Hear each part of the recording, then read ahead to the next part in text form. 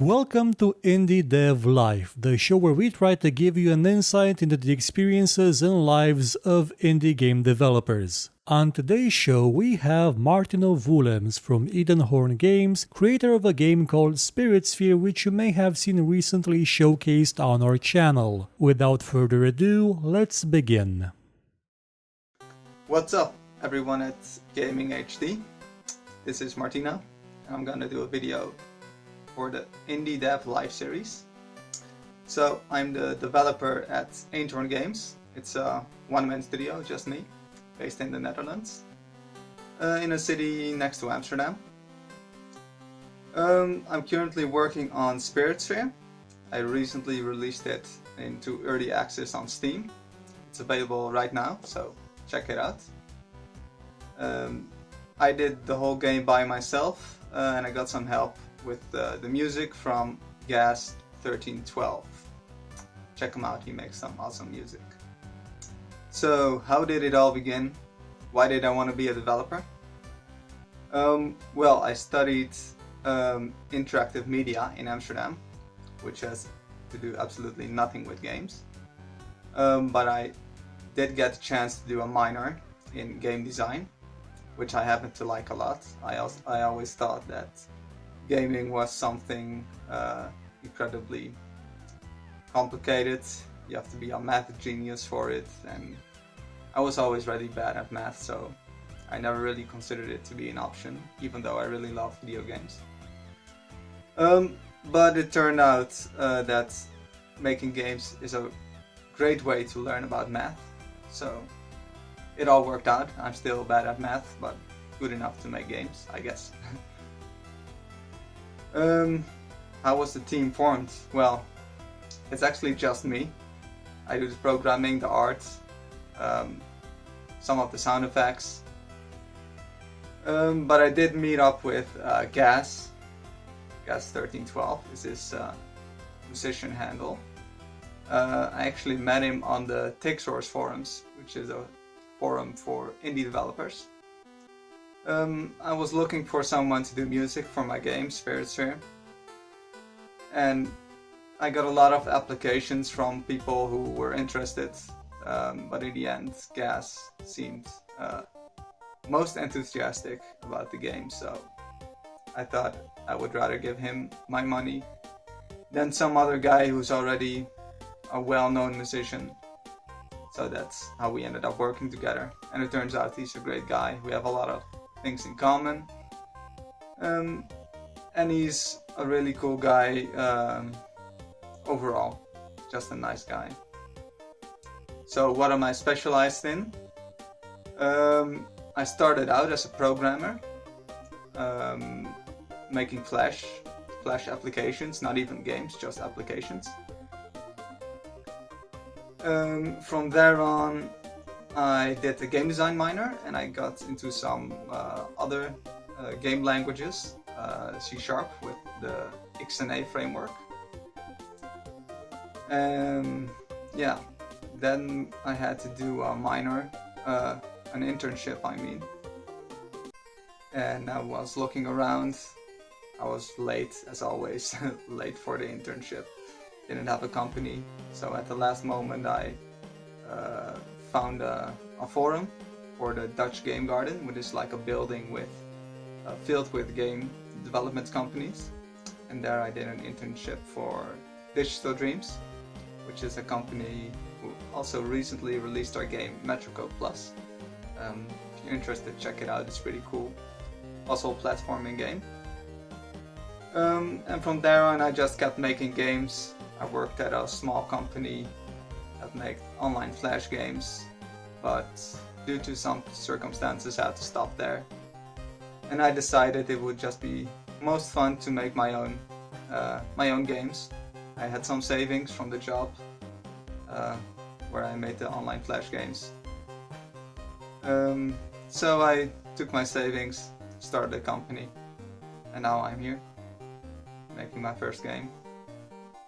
I'm happy I did it, even though I'm not the richest guy alive, but it's fun, so that's what counts. What tools do I use to build my games? For my current game, I'm using Unity 3D, which is an engine that can make 3D games, but also 2D games more recently. It had a lot of support, 2D support for sprites, all that stuff. So I'm using that right now, and I'm exploring my options for the next game to see what I want to use. Do I want to keep using Unity? There are some things I don't like. There are some things I do like. I will have to see. I'm experimenting right now, and I'll see when SpiritSphere is done. What are the specs of my PC? Oh, that's actually a funny story. I have some problems with my health. I cannot use a mouse anymore. So I do everything actually on this thing. I can show you. It's a tablet, Surface Pro 3 tablet. It's not the fastest thing, but it works. It has like touchscreen and all that stuff, and it's a bit better for my fragile hands. So that's what I use. I think it has a Core i5 processor, Intel HD 4000, I think. So no dedicated video card. So it's a pretty basic little thing. How much time do I work? Yeah, so because of the whole thing with my hands, I have to take rests frequently. It's actually the reason why I had to leave my job at the online flash game company, because I couldn't work normal hours. So sometimes I work 5 hours a day, sometimes I work 7 hours, sometimes I work 3 hours. It just depends how long my body supports me. So what do I draw inspiration from? Well, my favorite games are Nintendo games. I grew up with the SNES and N64, so I just love Nintendo games. Zelda are my favorite game series. You could definitely see some influences from that in SpiritSphere. Mario games, I love Mario games. My next game is gonna be a platformer inspired partially by Mario. Really love those games. More recently, I love indie games like Super Meat Boy, Shovel Knight. Yeah, those are some really cool games. I want to check out No Man's Sky, but this tablet thing is not gonna run it, so I have to see if I can play it at someone else's place. What distribution platforms? Steam. I'm aiming for Steam for most of my games. It's like the main place to bring out your PC games. Since I make mostly PC games, I made some mobile games, but they weren't really successful. I think you really need a publisher if you want to be successful in mobile games. So Steam, and I really love itch.io as well. It's a site for indie developers. It has a lot of free games, a lot of experimental games, and it's a really cool platform. And everyone's supportive of each other. They have like a system where you can pay what you want for a game. So I had some free games on there, and some people actually did some donations on there. Really nice community. You should really check it out. SpiritSphere is also available there, by the way. My favorite platform to develop for, definitely PC. It's the easiest, because yeah, you do all the developing on your PC, you press a button and you play it on your PC. It's really easy. After that, I really like Android because it's an open platform. I just plug in my USB cable, press a button, it exports to the device. It does take a while, it's a bit slower than PC, but it's still really open, and yeah, it's nice. It's fun carrying around your game with you everywhere, showing it to people. It's cool. Regarding game development in your country, are there a lot of companies trying to make a living by creating video games? There are quite a bit indie studios. We do have some bigger studios. We have, I think the biggest is Guerrilla Games from the Killzone games. And they're bringing out that PS4 game. Can't think of the name right now. It's like it's like a blend of prehistoric and like robotic. type of thing. It looks cool, can't think of it right now.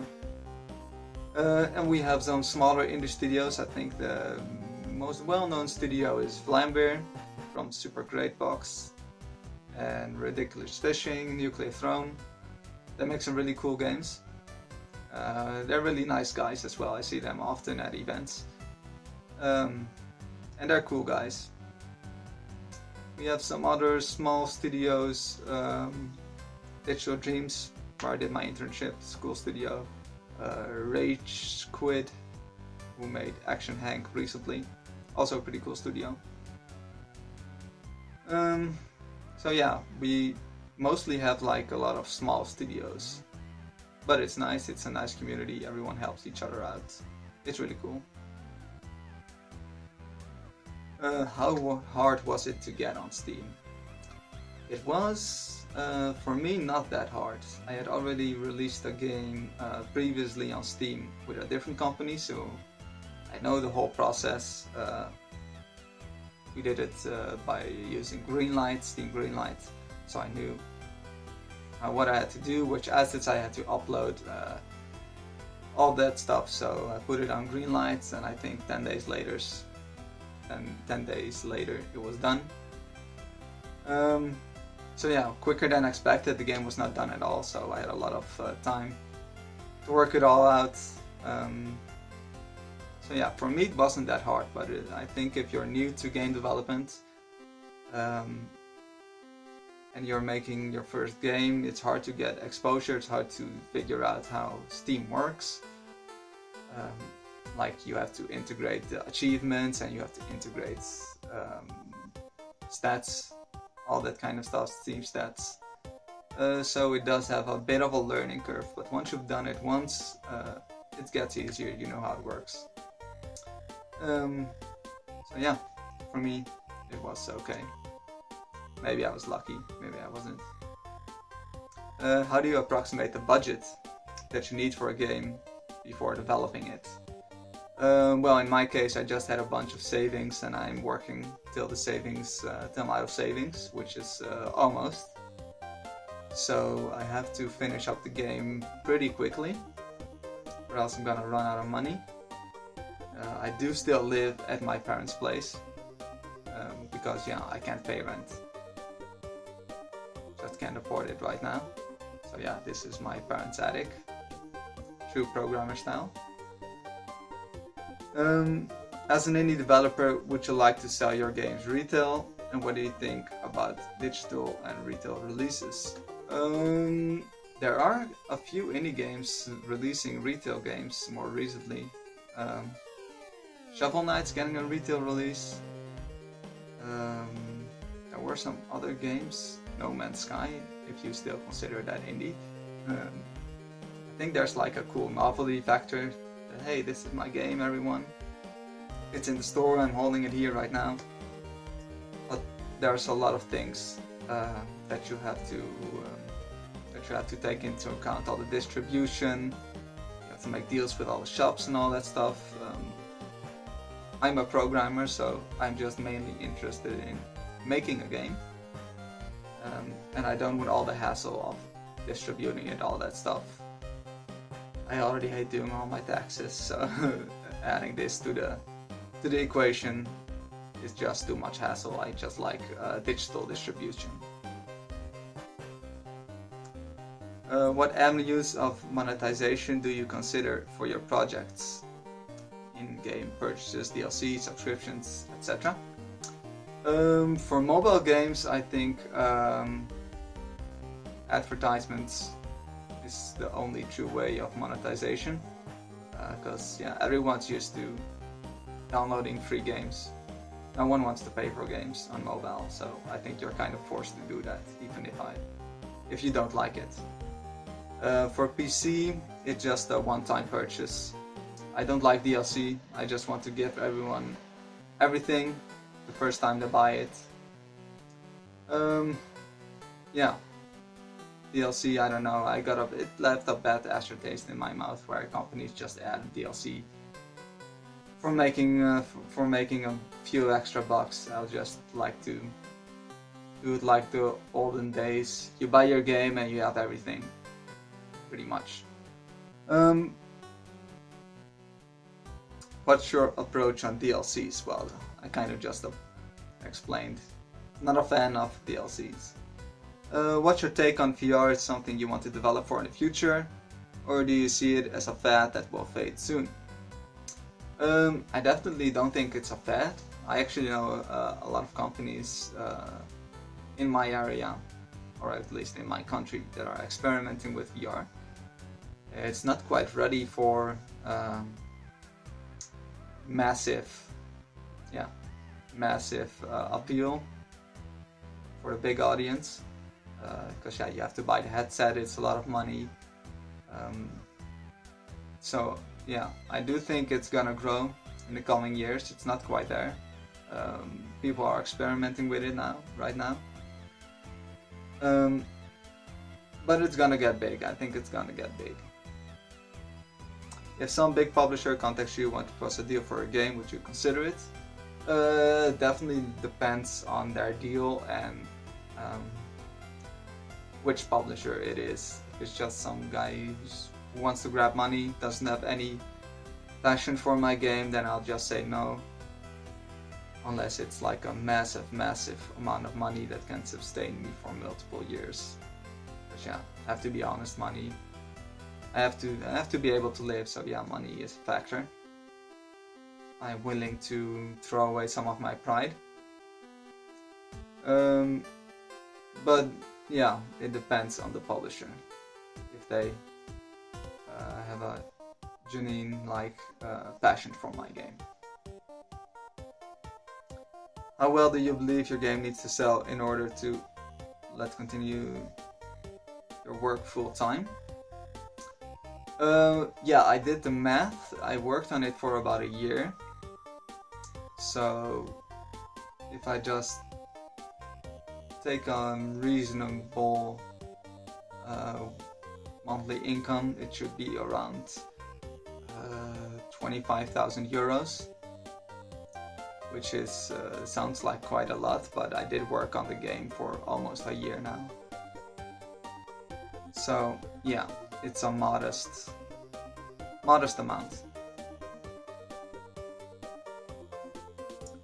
What do you think about gaming conferences? Have you ever been at one? If so, what's your experience? If not, which one do you want to go at?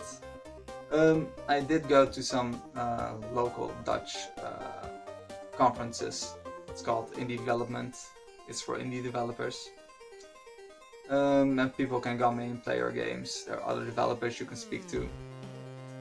It's really fun speaking to other developers, seeing what they're working on. Mostly just coming out of my cave that I'm in, my development cave that I'm stuck in all day.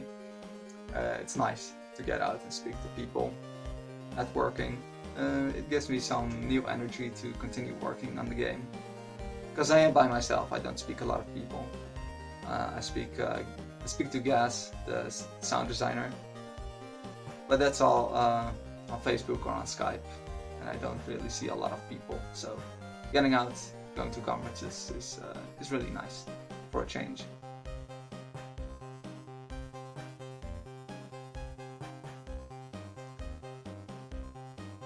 In your opinion, what is the best way to promote your game?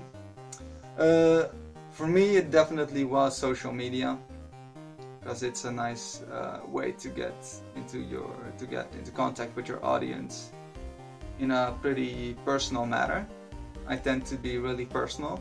I don't want to be a suit. I just speak on a really informal way, telling everyone what I'm working on, showing updates, and that way the people who really love the game will see it and they will like it. They will start following me, and hopefully they will speak about it to their friends, and their friends will speak to other people. So for me, because I'm a small indie guy, I don't have a marketing budget. It's all social media and word to mouth. So people speaking to each other at events, or when they're hanging out with friends, they'll bring the game over. Stuff like that. SpiritSphere is a local multiplayer game, so it works well in that setting.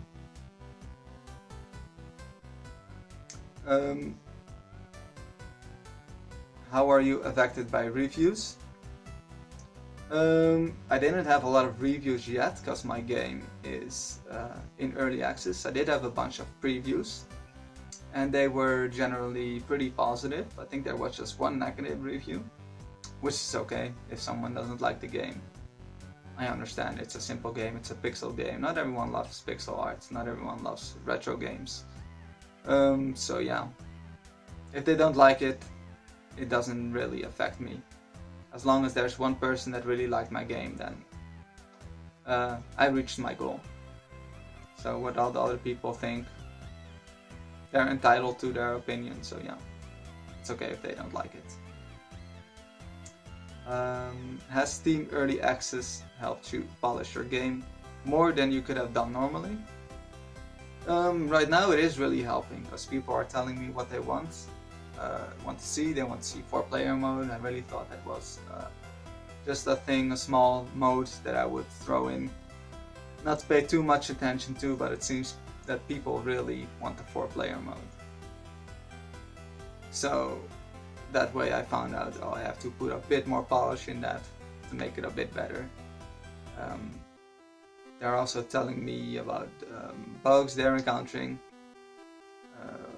So yeah, things like I said, I'm a solo developer. I work on this on my own. Making a multiplayer game on your own is really difficult, and these guys are all helping me out, all the players.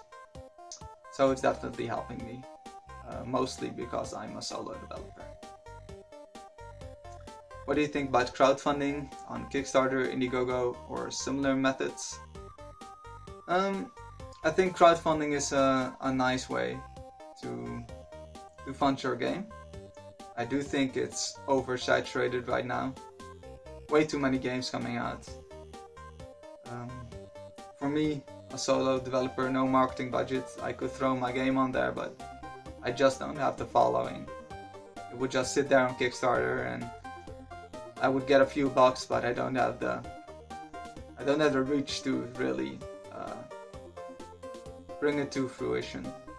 So yeah, for me it's not an option, but I think for other developers that have a bit more resources, for them it's I think it's a nice option. What was your first game that you released? How has it been received by the public? My first game that I released, I think it wasn't my own game, but I worked at a different studio called Geek Sloth Games. Sloth, the animal, not the other thing. And it's a game called Samurai. It's a 4-player brawling game, similar to Smash Brothers, and you have to hit each other out of the stage. And when you hit someone out of the stage, you progress to the next stage until you've reached the end. There you turn into a boss, and you have to beat the boss, and then you're the winner. It's a pretty cool game. My first Unity game, I had to learn a lot. It was a new studio, so we ran into some problems, and in the end I just decided it would be best to just follow my own dream. But yeah, Samurai was my first game. It was received, I think, reasonably. I think it has a mixed review on Steam. But it's a niche game, so it's bound to have some negatives, some positives. Yeah, that was my first game. Not too excited about it. I'm more excited about my own game, SpiritSphere. Made it on my own. It's really my baby, so yeah. That's my real, I view that as my real first game, even though I made games in the past. Did you think being an indie developer was the right choice? Financially, it definitely is not the right choice. It's way better to just work a 9-to-5 job and make a steady income that way, but for me, with the problems with my health, it just wasn't an option. I just can't work a 9-to-5 job with my joints. It would just kill me. So For me, this is the best way to work. I can make my own hours. If there's a day that I'm just hurting too much, I can just take a rest for a day, which usually never happens. I usually don't have weekends, I just work through the weekends. So yeah, it's nice to have your own schedule. It's a bit lonely sitting in this attic all by myself, but seeing people at events happy to play my game makes it alright. Were there obstacles you faced during development? So yeah, the whole health thing is my biggest obstacle. Can't use a mouse anymore. For a few months I didn't know how I was gonna make games. But I found the tablet, the Windows Service Pro. Managed to figure out how I can make games on that thing. And now I'm doing it. So if you have some trouble, some hesitation because of issues, you'll just find a way. If you're passionate enough, you'll find a way. You're bad at math, well, I was as well, so doesn't matter, just go for it, and you will find a way if you're passionate enough. You might not work really fast, like me. Working on a tablet is about 4 times slower, because I don't have a mouse. I have to do everything with my stylus or with my hands. It's a bit slow, but at least I can make games, so that's what counts. What lessons have you learned from development? I was already a pretty determined person. If there's something I want, I won't stop until I have it, and I really carry that over into games. A thing I really learned is to just, if you want something, just keep going. If there's something in your way, just keep going. You'll find a way, even if progress is slow. Just do it. I think that's what I learned mostly. What game are you working on right now? So yeah, I'm working on SpiritSphere. It's a local multiplayer game, similar to air hockey. It's like a mix between action RPGs and air hockey. It's local multiplayer. It's in early access right now. I'm planning on adding a 4-player mode as well. There's also a single-player mode, which is still pretty basic right now, but I'm gonna add some new stuff to it, hopefully. I'm gonna add some new characters. There are 4 characters in right now. I'm gonna add at least 2 more characters, maybe 3. I'm gonna add more stages. So yeah, that's SpiritSphere. How is the key reselling market with services like G2A, Kingwin affecting you? My game is fairly new. It's in early access. I haven't seen it popping up anywhere. I do have my game on itch.io, which is DRM free. So in theory, people could just grab it and distribute it. But I haven't seen it popping up anywhere, and I don't think it will until early access is over, because the Steam version is updated very quickly. So a lot of builds. I make a build every week at least, and I think it would just be a hassle to keep distributing those builds. And yeah, I haven't seen any Steam keys being resold right now. I think they've worked on it. That Steam worked on it, some protective measures. Have you thought about what your next game will be? I have. It will be a platforming game. A bit more focused on single player right now, because I did find out that making a multiplayer game on your own is pretty hard. I don't have a lot of people to play test with. Making a single player game will be a bit easier. There will be a multiplayer mode as well, but I will be focusing a bit more on single player. So yeah, a single player platforming game. We'll have some parkour elements in it. That's all I'm gonna say right now. Did my games win any awards? They haven't. It has just released. SpiritSphere has just released into early access, so I hope it will win an award, but I don't think it will. It's a simple little game, nothing special. What's your greatest achievement so far as a game developer? I think my greatest achievement is bringing out a game by myself onto Steam. It's a pretty reasonable achievement. I had to do all the art myself, all the programming. I had to find someone to do the music. Yeah, can't use a mouse, so it was. I think for most developers it's an easy thing releasing a game, but for me it was a bit harder because of the problems with my health. So yeah, that's definitely my proudest achievement. It's up on Steam Store, people are buying it, are playing it, they seem to be happy, seem to like it, so yeah, that's my biggest achievement. What's the game you always wanted to make if budget wasn't an issue? Definitely some kind of Pokemon, some type of Pokemon RPG, procedural Pokemon game, something like that. Maybe I'll attempt it in the future, but it's bound to be something that will grow out of proportion beyond the scope of a single person. So I have to see if I can ever do that type of game. In your opinion, how is the gaming industry doing at the moment, and where do you see it going? I do like where the gaming industry is going right now, with new platforms like itch.io, with all the free games and more experimental games. There's a lot of experimental games coming out, and I like developers who are just trying to bring the things they have in their mind on the screen. Like you recently had that game, I think it was called Abzu or something.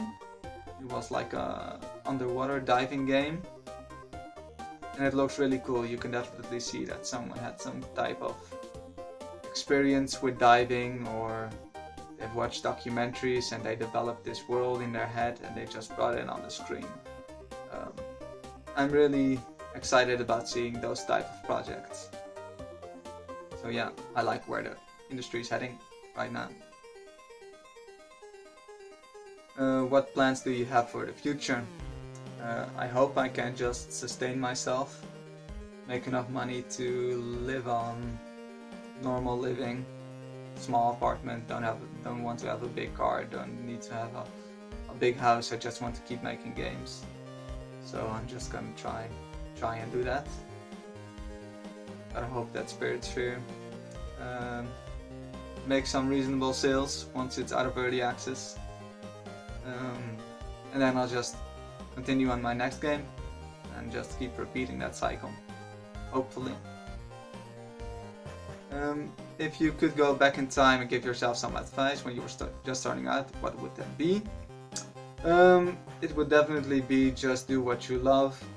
I did waste some times at other studios doing work that I didn't like. Watching a console with text scrolling by for the multiplayer monitoring. If there's gonna be any bugs, not really fun work.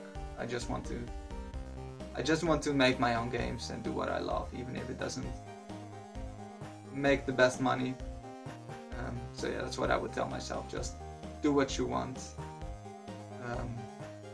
You're young, you can make money in other ways later if you don't succeed in following your dreams. Right now you're young, just follow your dreams, you can take the risk.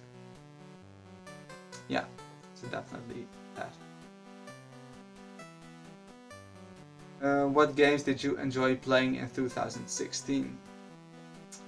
I play a lot of old games actually. I play a lot of Super Smash Bros. On the Wii U, play a lot of Mario Kart, still enjoy those games. Still enjoy Towerfall. I did play some newer games. There's a game called Bot Vice. It's a small arcade type of game. It recently released. I really enjoyed playing that. But I've been so busy with SpiritSphere, I don't really play a lot of games. I just play some small snacks in between, like when I need to take a break. I just play a small game. A game of Mario Kart, a game of Smash Brothers. Yeah, I want to pick up No Man's Sky in some way, maybe at a friend, maybe I'll borrow someone's PS4. I really want to play that, but I don't see it happening soon. If you have a final message, please don't hesitate to speak out your mind. A final message, if you're viewing this to the end, congrats. I don't know how you managed to listen to my voice for that long, but you're obviously interested in indie games, so maybe you're interested in developing indie games. I'd say don't think about it, just do it. Download GameMaker, download Unity, download whatever, just download a basic tool, start sketching your own little sprites, even if it's just stickman. Put them into the game and try to make them move. And if you like that, for me it was a magical moment when I pressed the arrows and my little drawing started moving. That's when I knew I want to make games. So just don't think about it, just do it. Right now, just open your browser, download GameMaker or whatever. The GameMaker's a nice tool, just download it. Look up some tutorials and just try. Trying doesn't hurt, just takes like maybe an hour. Maybe you will like it, maybe you won't, but at least then you know that it's not your type of thing. So yeah, thanks for watching. Be sure to subscribe and follow to GaminGHD's channel for more of these videos. And also be sure to check out my game SpiritSphere, it's on Steam. I'm sure GaminGHD will put it down in the description. So yeah, thanks for watching. Thank you for watching this show. If you enjoyed it, please consider watching some of our other videos and maybe sharing them or giving a thumbs up if you feel like it. And if you really liked what you saw, please check out our Patreon page. For just $1 a month, you can help us make much better shows and get some rewards in the process.